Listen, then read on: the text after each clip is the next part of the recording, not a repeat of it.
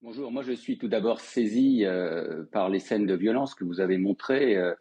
C'est pas la fête du travail, j'ai l'impression que c'était quand même la fête des casseurs, la fête des dégradations, la fête des violences.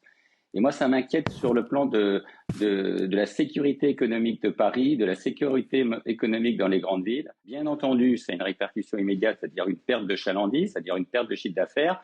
Une deuxième répercussion immédiate, qui est bien entendu les dégradations qu'il faut payer. Parfois, certaines ne sont pas prises en considération par les contrats d'assurance qui ne prennent pas en compte ce qu'on appelle le risque émeute ou le risque de dégradation. Et puis, il y a aussi à plus loin terme ce que j'appelle le syndrome Paris, c'est donc la dégradation de l'image des grandes villes et notamment de Paris entre ce Paris merveilleux, ce Paris d'Amélie Poulain et puis ces scènes de guérilla urbaine qui n'attirent plus les touristes, il faut le reconnaître. Et que nous avons demandé à Paris et l'ensemble des organisations patronales et l'ensemble de l'écosystème des associations responsables ont demandé la tenue d'états généraux de la vie démocratique et de la sécurité économique. Aujourd'hui, on a besoin vraiment de ce débat entre les organisations syndicales, entre les organisations patronales, avec les pouvoirs publics.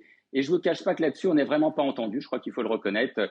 On prêche un peu dans le désert. Il faut éviter que dans les zones de forte densité commerciale, de forte densité de travaux, de forte densité urbaine, il y ait ces trajets de manifestation. On a besoin de soutien, on a besoin aussi de parler vrai, on a besoin aussi de se réunir tous ensemble et on ne peut pas continuellement, depuis 3 mois et surtout depuis 4 ans maintenant, avoir des grèves récurrentes et surtout des dégradations volontaires. Ce n'est pas acceptable, ce n'est pas supportable, c'est invivable, c'est une mort programmée des commerces dans les territoires et surtout dans les grandes villes.